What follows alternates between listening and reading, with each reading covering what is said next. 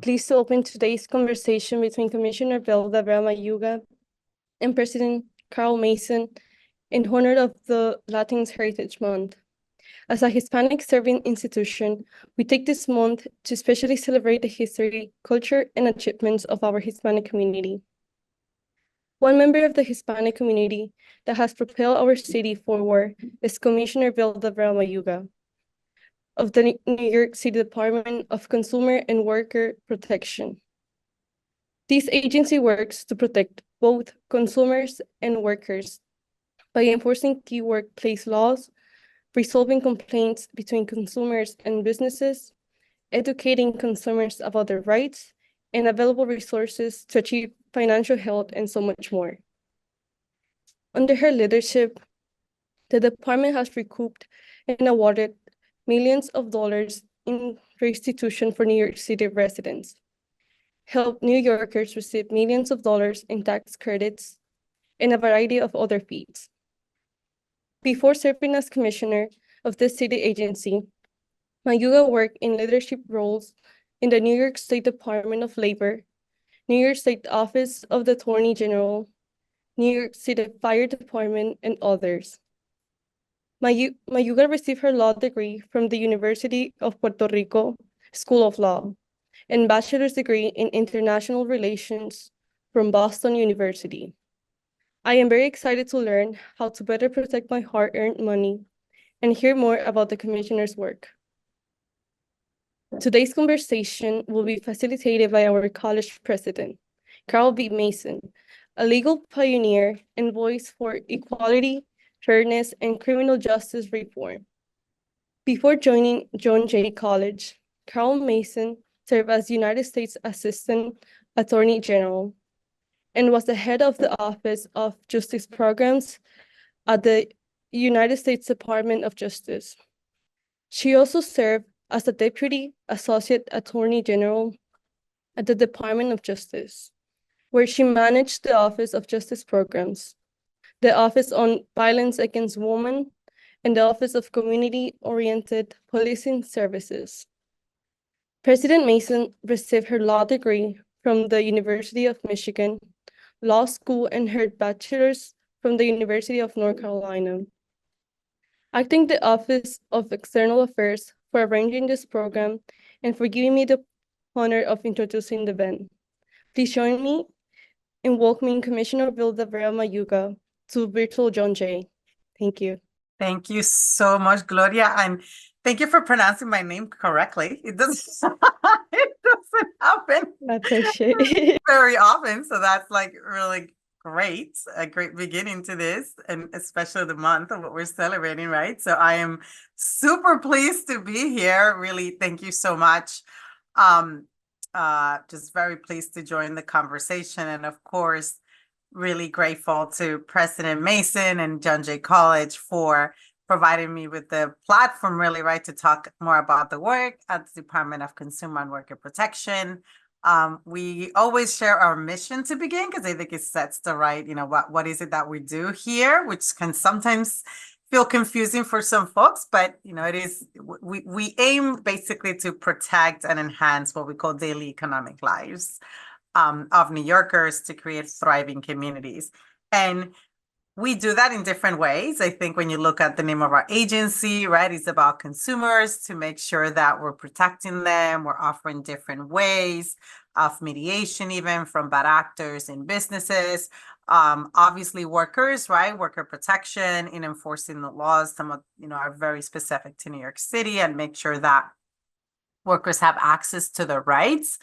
Businesses, it's like sometimes we're looked at just as an enforcement agency going after businesses, but in reality, we really do go for an education first approach to make sure that businesses have the information that they need and we can help them come into compliance. And then, honestly, one of my favorite topics, financial empowerment, which is not in the name of the agency, but it is something that I've been really turning a lot of my attention to make sure that New Yorkers have the support that they need to basically be financially healthy, which I think is something that we all aim to do, but we're not always staying in the most direct path. And I know we're going to get into details about this later, so I just wanted to quickly just share like a super exciting piece of what I hope it's one of the takeaways. And it's the work that we're aiming to do for New Yorkers who are currently ages 18 and over in financial empowerment. And that is the piece that looks like, we've done a lot of work. There's some mention that we can get into later, but now we want to see how do we serve youth that are under 18 years of age in that area, because we want to start addressing it sooner rather than later. I know that I could have personally benefited from being introduced to this, concept specific to financial empowerment at an earlier age. And I really hope that you all give us your input, your ideas as young adults. And we are actually going to be holding a forum. It's sort of like a public hearing in November 14th. It's going to be in Brooklyn at the Brooklyn Heights Library from 4 to 6. To really hear from different individuals and organizations to let us know how is it best to approach this topic for the younger generation. Is really a way to make opinions heard. And so the more information, obviously, that we can get from New Yorkers, the better we're going to be able to address them. We really can't do it. I don't like doing things like suggesting things that is what we think is the solution for what we've identified as a problem, without asking the people that we're supposedly trying to help to make sure that they actually agree with the solution that we're proposing. So we're designing the flyer. We're going to share it once it's ready. But for now, well, you hear me talk about these a lot, but a good email to have is communityaffairs@dcwp.nyc.gov for this and obviously any other questions. So I'm ready. Wonderful. Thank you for celebrating Latinx Heritage Month with us and being here for this conversation. We've been so excited to have you, and your portfolio of your office, Commissioner Mayuga, is so impressive and so large and grand that it gives us lots of room to talk about lots of things. Yes. So the first question is, how has your background and identity influenced your priorities and professional actions in this role? Well, I would say that, that's we often talk about diversity. I think we used to talk about diversity just purely looking at maybe skin color, maybe ethnicity. And we're getting better at looking at just experiences and backgrounds generally, because when you heard me talk about even financial empowerment, again, like I got here and everybody's like, so what do you want to do? I was like, oh, I get to decide what we want to do as an agency, right? One of those like sort of special treats that you get as head of an agency. And I'm drawing right from my experiences. And so I was like, okay, what do we do for older adults, right? My mom is in her late 70s. And then also my kids. I have a 10-year-old and a 14-year-old. And at the same time, sort of the perspective from as a Latina, right? Is sort of, what does that mean? What does it mean, for me to support my mom when she doesn't really speak a lot of English, and what are her challenges, and everything that I'm doing, approaching it with, can I explain it to my mom? Will she understand it? And then on the flip side of that, can I explain it to my kids? But particularly, I would say one key piece was language access, right? Because my mom, again, I am so proud when I take her to the doctors, and like if a doctor immediately, the staff asks if she needs an interpreter, I'm like sold. I'm like, all right, you got my business. So like in terms of medicine, but it happens a lot. So I think that's one of the things that has influenced me in terms of not just, I've always seen myself as the voice of others that, not that they don't have a voice, but don't feel as comfortable raising it. And I've just always had a big mouth.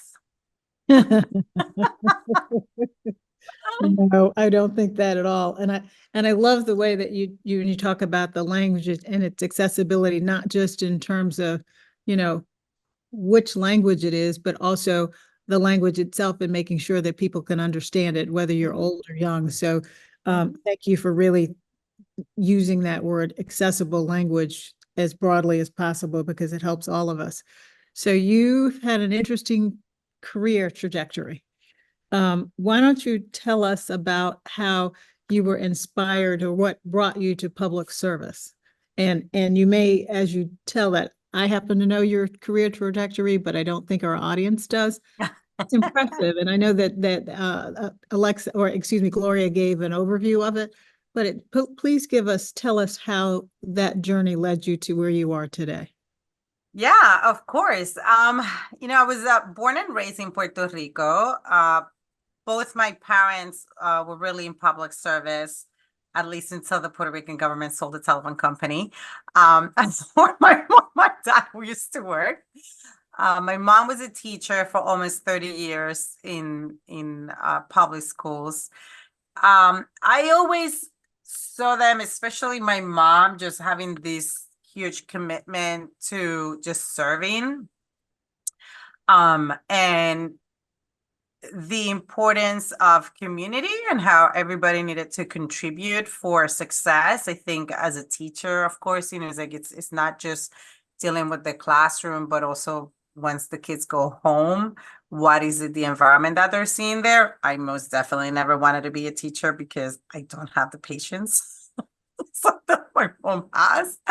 But I think observing them, pretty much my entire, on my dad's side, my aunt was a teacher.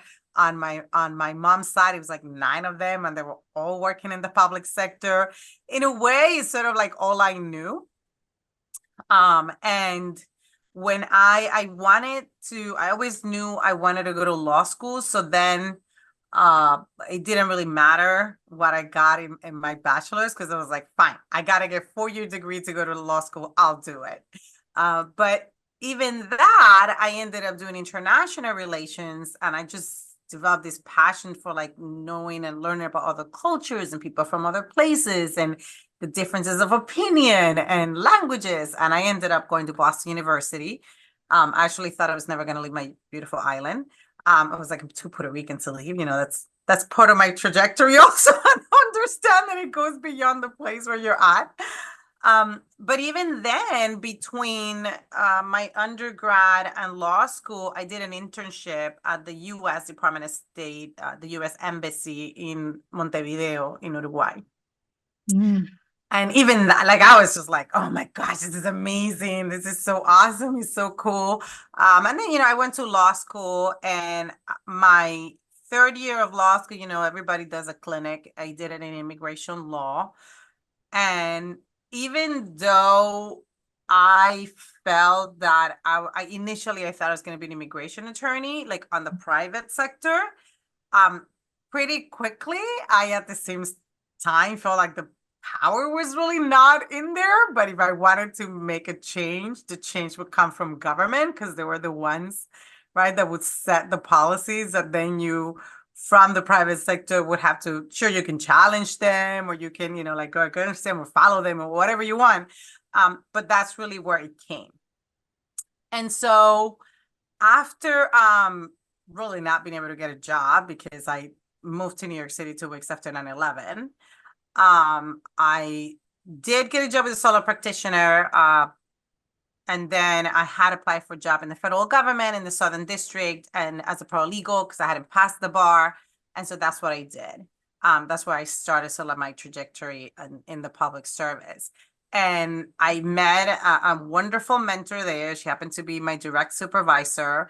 And she always looked at and like opened doors for me for opportunities that would expose me to other, again, opportunities and eventually really leadership positions. From there, once I passed the bar, and that's why I said, like, she's such an amazing woman, because she basically asked me, okay, when are you leaving? As soon as I passed the bar, she's like, so when are you leaving? I'm like, oh my God, you're kicking me out? Like, what happened? But it was that push that I needed to be like, all right, that's time to go. What's next? Right. And from there, going into the fire department to work as an attorney in the Equal Employment Opportunity Office, was fascinating. Especially that was 2005.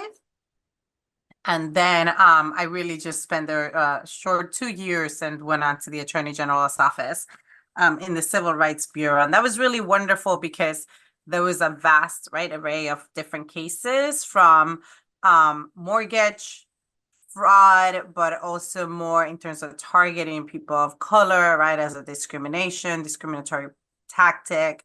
And then a lot of the work on disability and accessibility issues in new construction in New York State, and literally going into buildings and like measuring and learning how this is done and understand why a handle needs to be a particular way and why sometimes we get crazy, right? And he's like, oh, I don't like that switch, that light switch or where it is. I was like, okay, there's a reason for these things. And it's not just about us as an individual, right?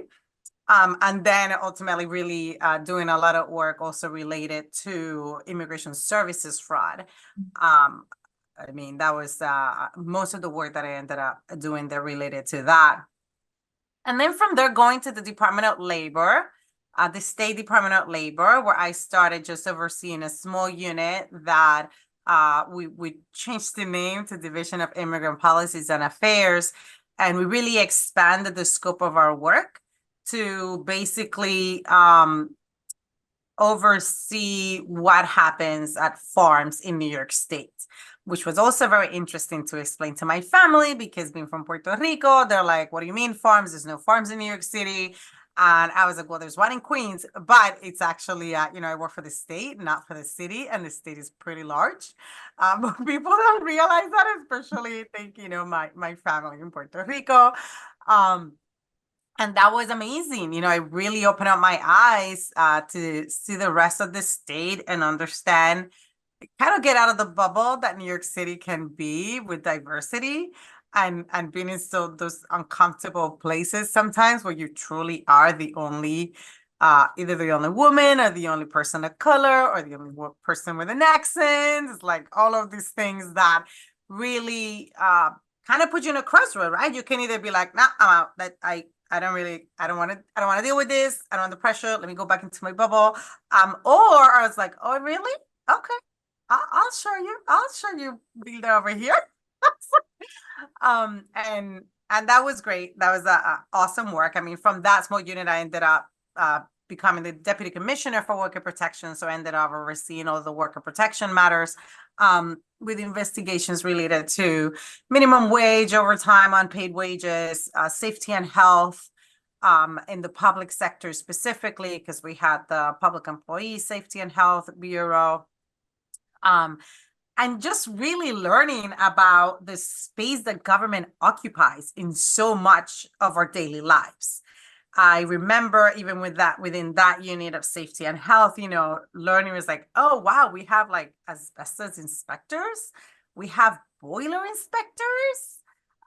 We had like, you mean when I go to the amusement park, I should look at the sticker and make sure that it was inspected, that ride was inspected? Just all of these things that go beyond what, we just, wherever we get our information, and just really be more informed and push whatever, not, policies, not so much for the sake of changing policy, but just inclusive policies, right? Just being like, how did this make sense? I mean, honestly, at the Department of Labor was the first time that I was able to sit at the table of an executive leadership team and really give my opinion.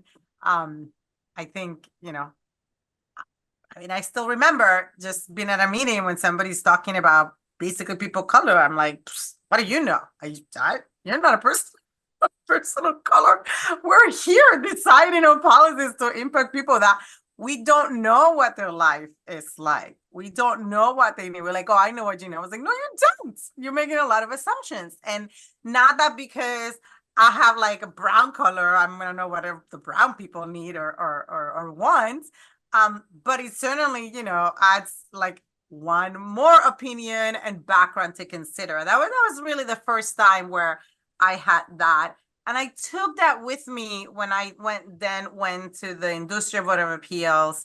I got to chair that. I was very proud to be the first Latina to do that. And that really is an administrative judicial place to do hearings, businesses that are challenging orders that are issued by the Department of Labor. And a lot of those businesses are small businesses that are owned by people of color. So, you know, sometimes it's like we want to help the low wage worker who is usually a person of color, but then you're going against a business who is also owned by a person of color. And you know, making sure that if you owe money, you got to pay it. But do you even know what you're doing and how you should do it? And then holding ourselves, right? I mean, as government to the right standards of just because you're government. I mean, it's pretty scary to get a letter from government, whatever it is, right? You're just like, oh my gosh, yes, yes, yes. And no one understanding is like, you can challenge some things. And I was very glad, you know, even to push internally, right? Like I tell people, it's like I've always considered myself an advocate, but like within government to push ourselves, you know, from the door, like I'm always going to present, you know, a government, but I think that doesn't mean that inside you try to push the right policies and procedures. And going back to my comment on language access, I remember witnesses coming, you know, with an interpreter and me really having to educate attorneys. And I'm like, I mean, this interpreter over here, you don't even look at them. You're still having a conversation, right? With the person that you're having the conversation. And there's just this little voice over here that is like translating that or interpreting that for you. So like even, you know, like taking the time, like I enjoy doing that, you know, taking the time to make sure that hopefully, even if you do it in a formal setting, people will take that with them for their individual, like outside of work life and appreciate you know, the respect that you owe another person when you're speaking with them. I mean, after that, I don't know, I went to the Department of State, which was amazing. I know Rosanna is watching. She was just like the most amazing boss I've ever had as Secretary of State. I think everybody really always enjoyed her energy and I think in there is where I probably also learned that it really comes from the top, that you need that guidance and vision from the top and the right energy and the right ambience, like the atmosphere, so that you can feel empowered to do the good work that's supposed to be done. And then here I am. So what I love about your trajectory is that all of these experiences you had have prepared you for this job, and you got to see things through different lenses that now I hope inform how you do your job and think about it, because you now understand the business owner's perspective from having done the appeals and things as you move through. So we've got students, two wonderful students who would like you to ask you questions as well. So Anderson, why don't you ask your question? This is Anderson Estrada. Hi, how are you? Good afternoon. My name is Anderson Estrada, and my question is, has a college that prioritizes immigrant students and children of immigrants, please explain what protection are in place for immigrants working community in New York City? I mean, I think it's one of the ways why New York City distinguishes itself, because it just doesn't matter your immigration status, doesn't matter where you're from. I think even right, we're like in Hispanic Heritage Month, and people is like, oh, how do you address the needs of Latinos, right? And it's like, well, it's the needs of every New Yorker. And I can tell you that even like our agency, we do not track ethnicity. We don't track, you know, like we track language in the sense of like need, right? So that we know which documents to put out. And we have, in terms of staff, almost, I think it's more than 70 languages that we have that are spoken by the staff here in different places. Now, we know that because of the work that we do, immigrants are a big, it's probably our largest constituency, right? Even business owners, right? We have our inspectors who go out every day. They're visiting different businesses to make sure that there's compliance with the laws that we are charged with enforcing. And we really stress this, and thankfully they are comfortable. They've gotten very comfortable doing this, that if they go in and the person does not speak English, for example, they're just going to pull out the phone and call an interpreter. No problem. We're not going to be like, anybody in your shop over here is speak English and can translate for us. We're not going to do that, right? So like I would say from the business perspective, right? Like that's one thing we do. also on the worker side, there's a particular, we have a paid care division, for example, that is specific to individuals who work as nannies, housekeepers, cleaners, that type of industry, that type of job. And we know that that's heavily immigrant, Latino or not, it's heavily immigrant. And we also know that it presents a particular challenge because the workplace is at home. It's a private place. It's not really a business where you could just like walk in, or you can like say, like, give me your payroll records, I'm gonna interview people, right? It's like, it's just you as the worker and whoever lives at that home. And for that, we actually launched a mediation program to try to address that type of issue in a more like relaxed way. You know, it's like we can talk to each other, we can try to resolve it. You might not want your job back, but you know, we're gonna try to resolve it and make sure that we resolve the issue at hand. And I can tell you, I was trying to look at this a number that we have on because we've recently we launched this mediation program just last December, and we've already gotten like tens of thousands of dollars back for workers because we've been able to resolve the cases through mediation. So those are two examples. You know, obviously delivery workers is one area where we feel really proud of the work by setting the minimum pay rate. I mean, talk about like hundreds of millions of dollars back for over 60,000 delivery workers that are 100% a majority immigrants. And that's another area where we're like very proud. And yeah, I know that answers your question. Thank you. And Anderson will be back in a little while with another question. So when you talk about protecting workers and the work that you all do, I want to give people a flavor of how vast your office is and the things you do.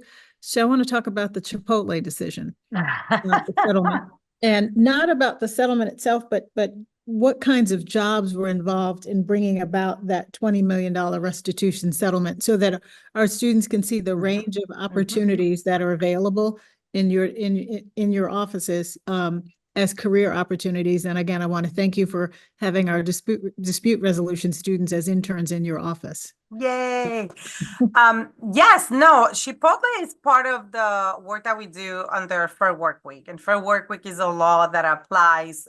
It kind of has like two prongs. It has those that work in fast food and those that work in retail.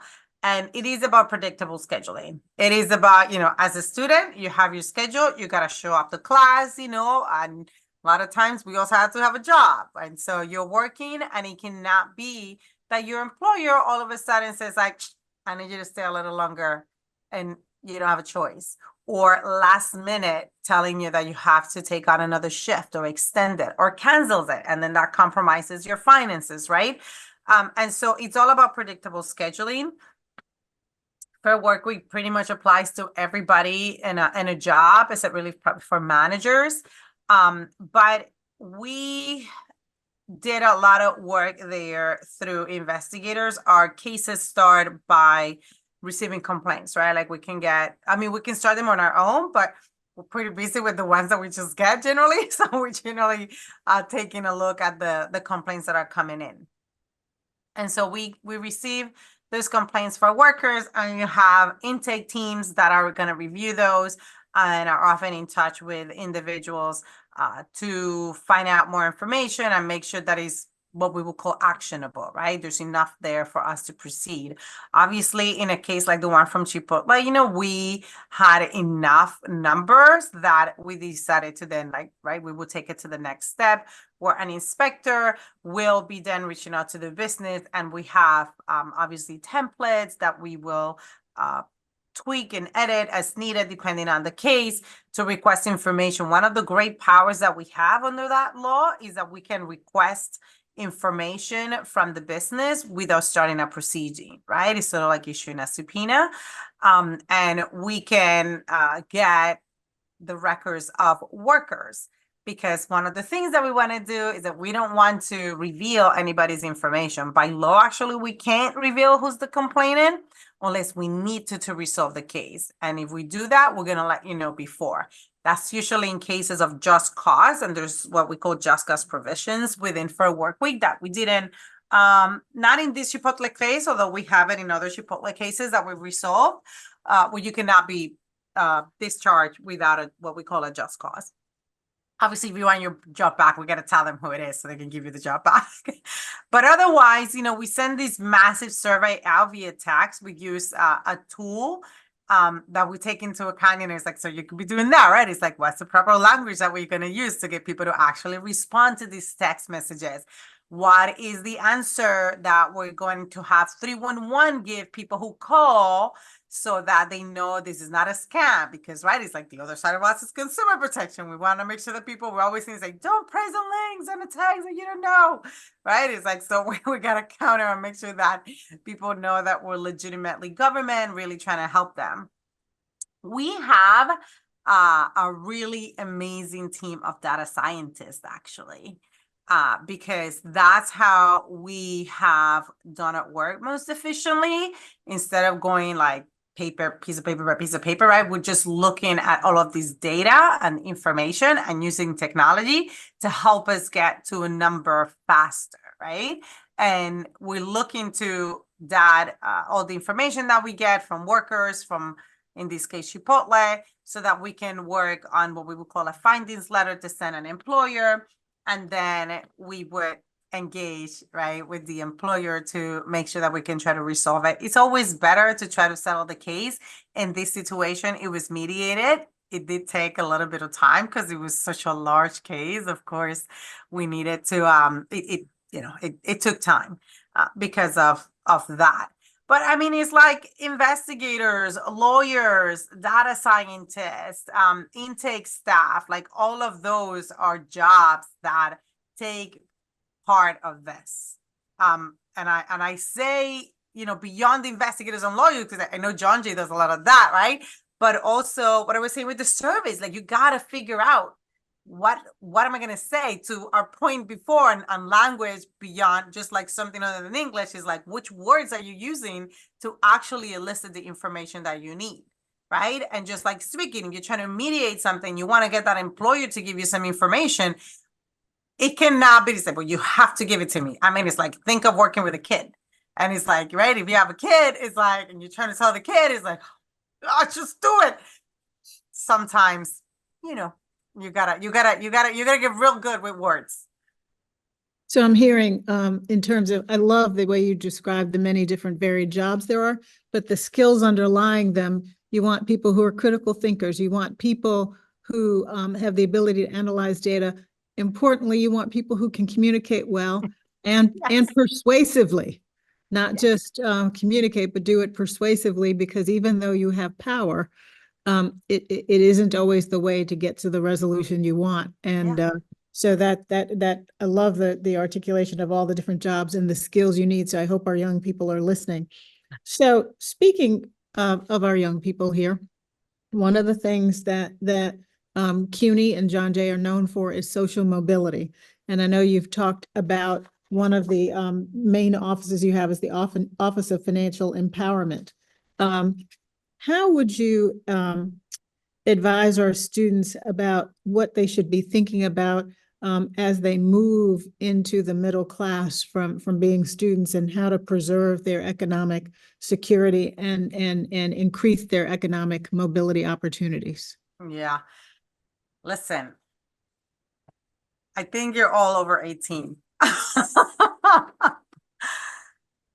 You have to go to our website and make an appointment. I'm going to start with that, President Mason. And I really mean that. We have financial empowerment centers that are specific to individuals who either work or live in New York City, that are 18 and over.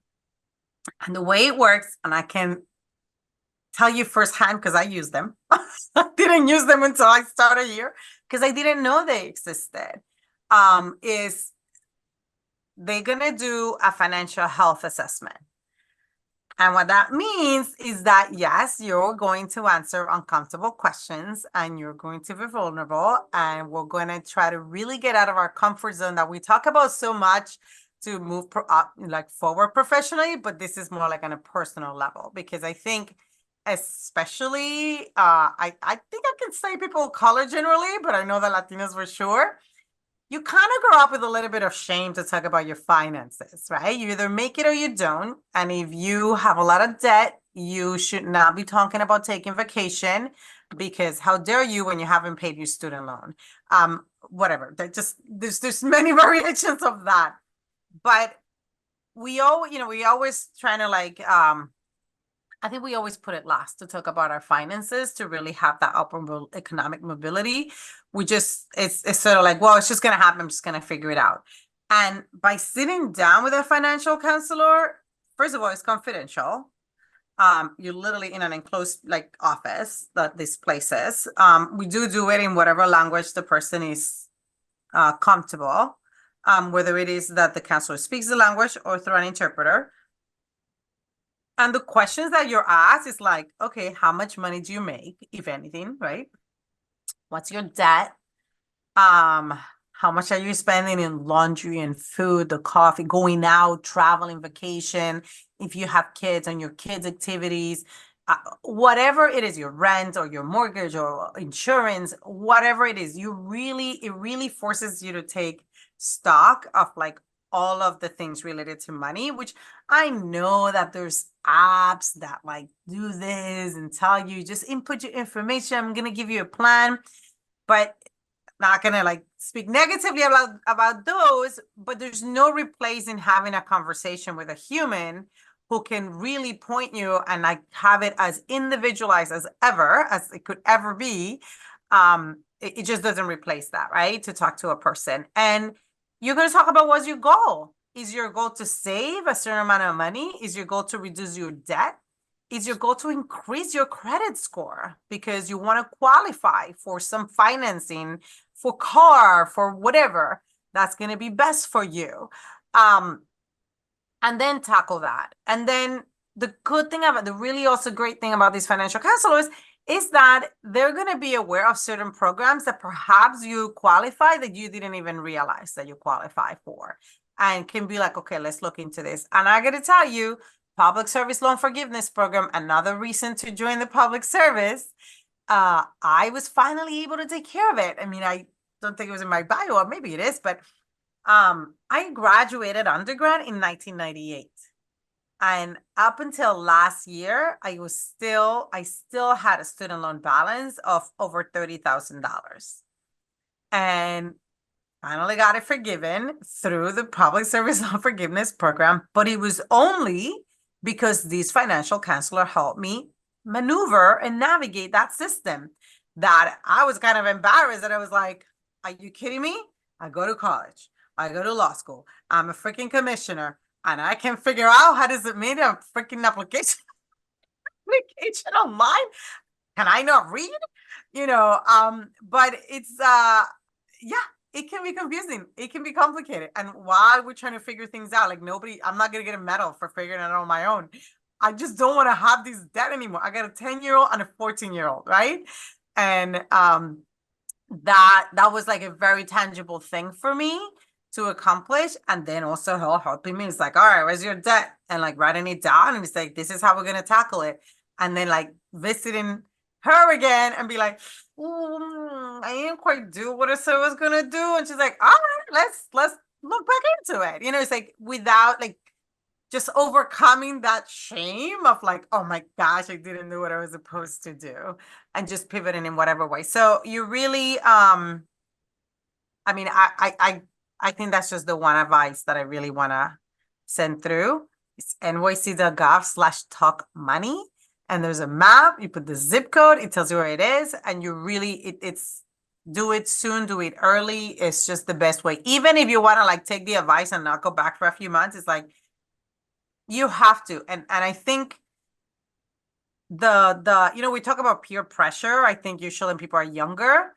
But there's peer pressure once you enter the professional workforce also, right? It's sometimes it's we're going to go out for drinks. We're going to go to the happy hour. It's well, who's paying for that? Who's paying for those drinks? Who's paying for the dinner? Who's paying for the hangout, right? And you rarely want to say I can't make it. He's well, you work in this. Anyway, I hopefully my message is going to cross, but I do think it's very real. We don't talk about it. So I think people need to feel empowered to talk about it. That's a resource that I am glad that you told us about, that we did. I mean, I didn't know that there was that kind of detailed help available to New Yorkers. And it's a wonderful asset. And I love the fact that it's somebody who's there and committed to your success and is a Yeah. partner with you in it. And it's not a one time and done. You can continue to communicate with them and meet with them. And this spectrum of work that you do in your office, you said, so that you've got thriving communities, protecting workers, the consumer, all of it. So thank you for that. So we have well, you met Gloria when she introduced you, but Gloria also has some questions for you. And then I'm going to come back to you, Anderson. Hi again. Hello. So, I have a question of like, what advice would you give to the next generation of leaders, specifically like Latino population, looking to enter the legal professions or work for city government? You have to be bold. You can't be shy. And I think it's hard, but I think when somebody tells you, I'm here for you, and reach out, believe them and like hold them up to it. I can't tell you how many groups of younger people I've talked to, and I say, like, I'm gonna see how many of you actually reach out, how many of you connect with me on LinkedIn, how many of you send me a message. I mean, and it's like very few do it. And I'm not saying that I'm gonna be the magic bullet to your success. But you need to develop relationships. I mean, it's like there's two amazing women that really open up a lot of doors for me. Like I said, one of them for San Rosado. And with those doors opening, just making certain connections and developing relationships, it's why I got here, right? That people could talk, not just by looking, oh my God, you got such a great resume. No, like people could actually be like, oh my God, remember I worked with you and you did this and you did that. And I'm not saying that it's all people that I got along with all the time, right? It's, it's sort of just that work ethic that you want to make sure that you're always maintaining, because that's what you're going to take with you wherever you go. And it, so it's not about agreeing with people. You got to be bold, and you really have to be yourself. You really have to be yourself. I can't tell you how many times, I'm sure many others, but myself, like even to become a commissioner, right, of a city agency, I was like, how could I be that? Like I start thinking of who else is doing it, because it happens, right? It's the psychology of things. Why we like having people like us in Center Road. It's like, no, you can see yourself here. You can do it. And then believing that you have to become someone else to get there, when that is so not true. Like I said, I'm very loud. I laugh a lot. Sometimes people, I'm like joking. I was like, I like to laugh. I like to have a good time, but you need me to be serious. I'm gonna be serious. I'm gonna tell you, maybe with a laughter. It's like, you owe, yeah, $20 million, you both like, it doesn't take away anything from it, right? You don't have to become someone else to be successful, because because it don't define success as something other than continuing to be yourself. So I would say, yeah, just really be yourself, develop relationships, stay in touch. Yeah. So she just gave you an invitation for your next question, Gloria. Yeah. Yeah, my next question was, how can students secure positions in your agency? Mm-hmm. So it's not just my agency, because like I actually like that is that can be frustrating, I will say, because at least in city government, each agency doesn't necessarily control everything. It's a very centralized sort of hiring thing. But I will tell you a couple of things, right? So there's internships, and what I mean by we don't control it is that we can post things, because everything goes through like a centralized website, right? For like New York City jobs, including sometimes we have what I call college aides, right? And agencies, not just ours, but others can be like, I want to hire a college aide. And this is all paid, by the way. So you got to be going to the website NYC Jobs, right, to look at what's available and then apply. And do that diligence of finding out what's open. I also think that I will be honest, I've never done it myself, because I think sort of started as an attorney and came in that way, but that doesn't mean I shouldn't have done it or could still not do it. But he's looking at the civil service test. I think we often don't pay attention to them. But the reality is that, they're available. People can take them. Some jobs, even, in this agency, you have to be in a particular list to be what is called called for an interview. And sometimes the reality is that you eventually make it to like a higher level title, sort of what we would call an exempt title, right? Where there might not really be a job protection, and say there is a change in the leadership, and you're asked to be like, yeah, I don't really want you to, fill in the blank for that position. But if you have that civil service title, then you have a safety net there as well to go back into that position. Maybe not for the same amount of money, but hey, you want to be employed, right? You don't want to necessarily be out and like be too stressed about whatever savings, if any, depending on when this happens, you have a cushion. So I would say look at always NYC jobs, and then also look at civil service tests that you might want to pursue. DCAS, the Department of Citywide Administrative Services, also has information on their website about fellowships. And they have fellows that they come and they pay them as a higher salary than other college aid positions, and even some entry-level positions, to spend some time at an agency, and it gives you a real insight on the work that it's done. How important is it to have, those kinds of fellowships and internships and things on your resume to help you get these other jobs that Gloria was asking you about? So I wouldn't talk about them as important to get the job. I would say they're more important because it gives you as the person, as the potential employee, the inside knowledge of how an agency operates or government in general to decide if this is what you want to pursue. Because it's otherwise hard. You're never going to know for sure, right? Unless you're like in there. Thank you. So Anderson has another question for you as well. Yeah. My other question is, what was the most important piece of advice were you given? Oh, that I was given?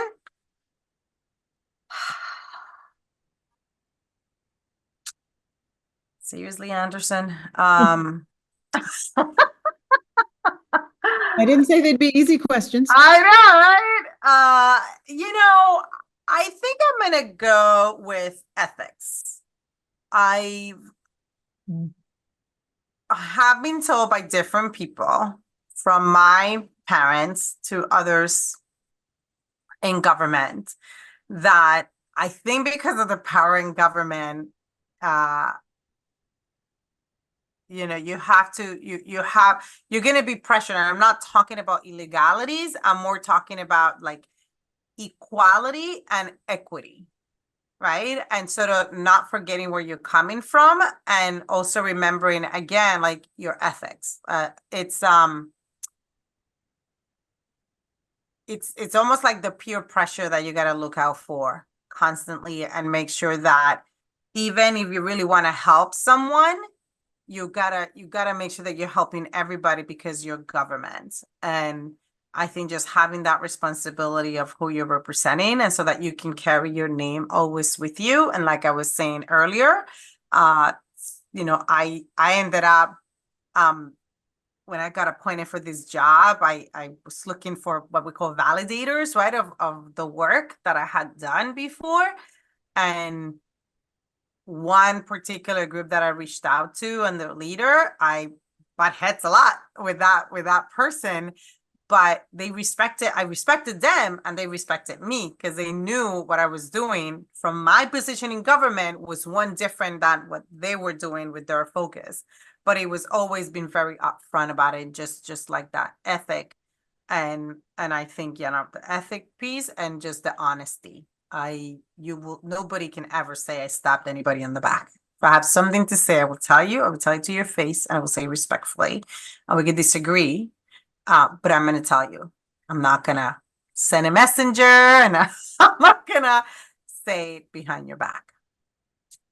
So you've mentioned a couple of times that that you have navigated spaces where you had great supporters, but you also navigated spaces where you had challenges, interpersonal challenges with folks. How did you, what skills do you need to do that, and how would you help our students learn how to navigate those kinds of spaces? I think you're always going to need a support system. I think you always are going to need your support group that you can go to and talk to, like your trusted, core group of people, because none of us are expected to figure out things on our own. And we should really remember that. It's not realistic. And if you do that, it's a very lonely place, and it's just unnecessary. So, yeah, if you're find yourself in those situations, I mean, I think depending on when things happen, you might either have a sense of something, and you would have reached out to that group or one person. Mentors, are really wonderful, right, to talk to before you enter whatever scenario you think you're going to enter, and be prepared for it and sort of practice. I mean, sometimes it's like, it sounds silly, but they say it, right? You got to practice saying something out loud sometimes, and you'll have to make difficult decisions that you will want to talk to different people and get their input. And if it's your decision to make, then, it's your decision to make. And then you have to just make that decision and, not really look back, just face whatever consequences come with that decision. But it's your decision to make, but with the support and the input from others. So I would say develop that group of support, or a mentor that can really, hopefully it is somebody who would have been exposed to those difficult situations and can give you their advice as well. That is great. And we live in challenging times, so learning how to navigate those spaces is key. And it's nice to hear you tell us that you've had to do that. And that even in navigating those people respected you enough to validate you for this job. So thank you for that. So let's go to good news and things you're happy and proud of. You've done a lot in this role and others, but in this particular role, tell us something an achievement or something that you're particularly proud of, and that brings you joy that you were able to do that in this role. I mean, listen, I think I'm going to go with the minimum pay rate for delivery workers. And the reason for that is that it was a long journey.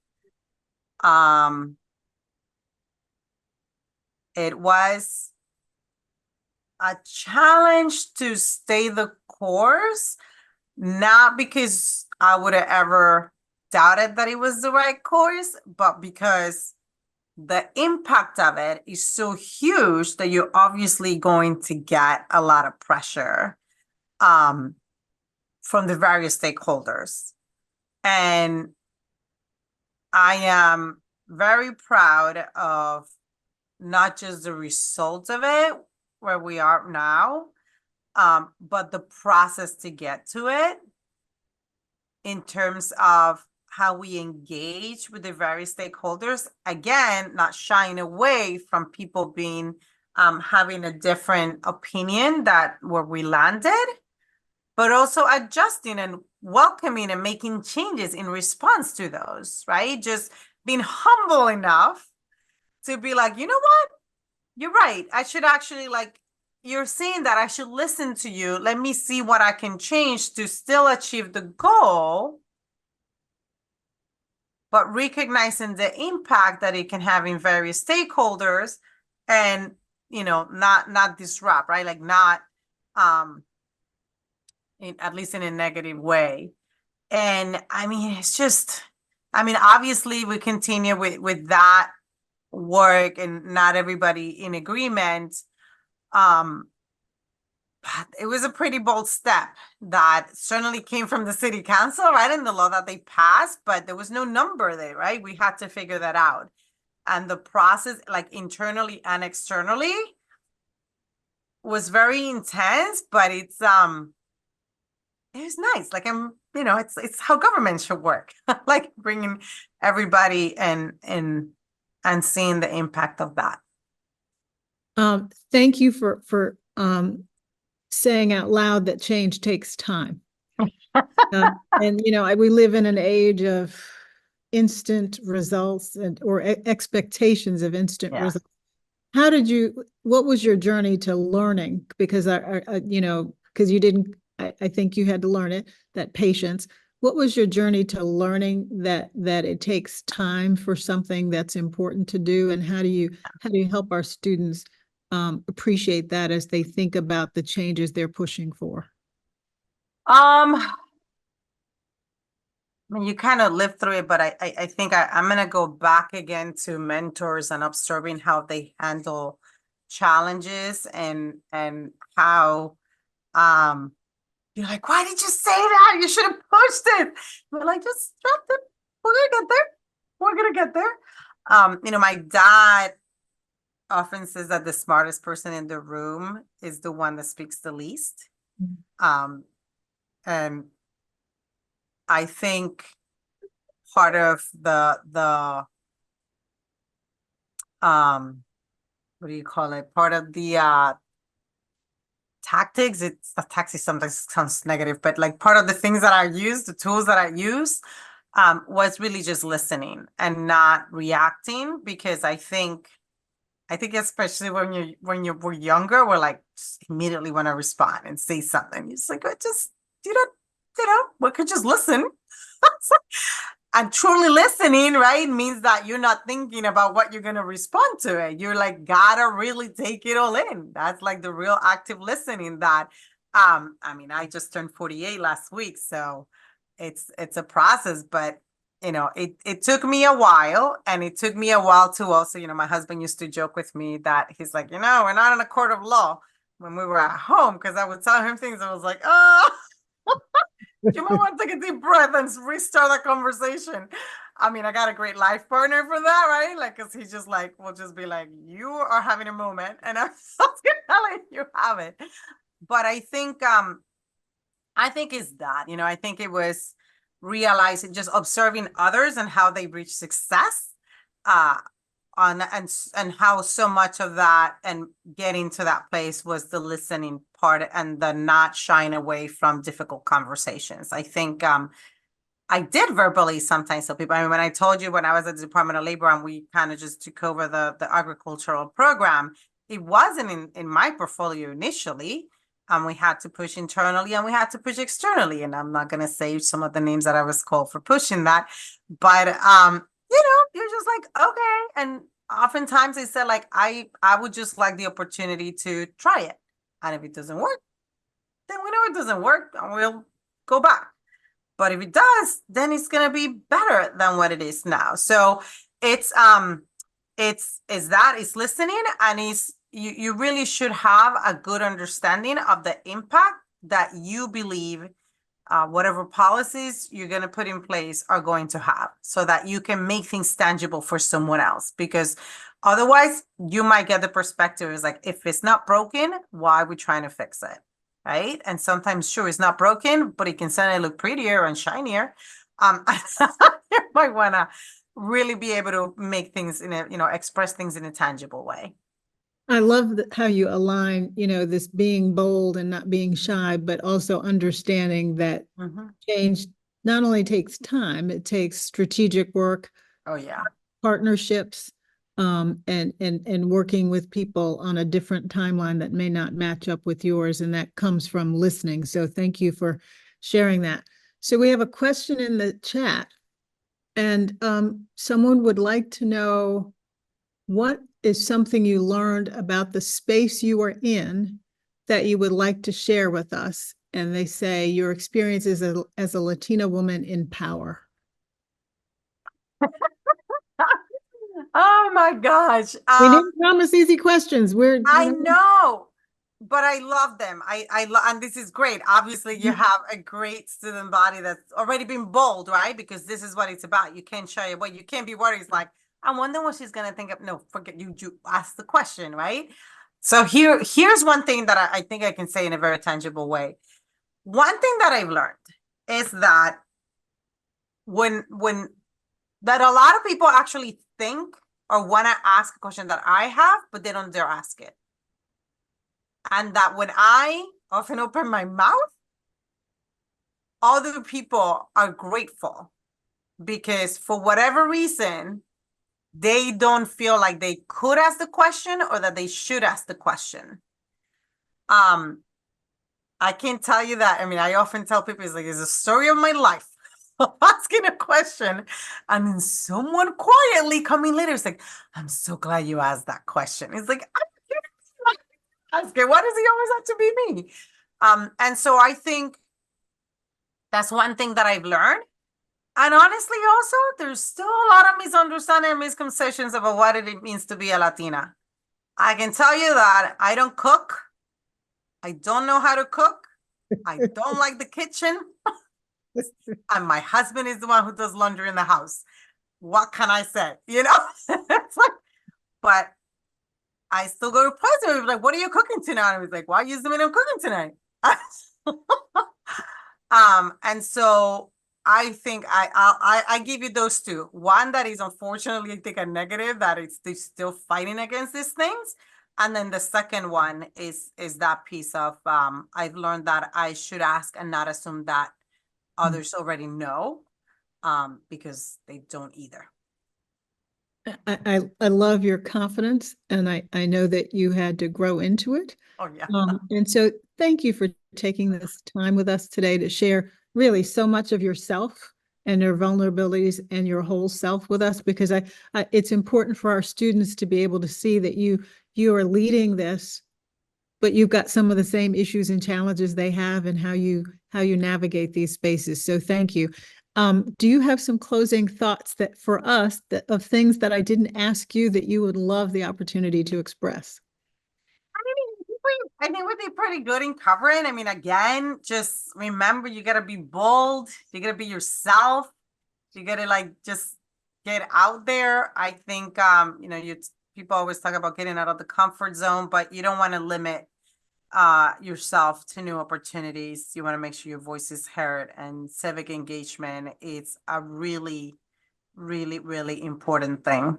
Government is supposed to be you. And so you gotta hold people accountable and ask questions. I love that. Government is supposed to be you. And you are such a remarkable representative of you. I know that you were careful to say that you don't represent all people of Latinx heritage. You don't represent all Black, but you represent you, and you do it so well. And you've been so inspiring to our community and our students. This recording will be used again in many circumstances for all of us, not just this Latinx Heritage Month. It's important. What you've said is important every day to all of us. So thank you for sharing your time with us. I know you're busy, and I have gained so much personally from this conversation. Thank you. Thank you. Thank you.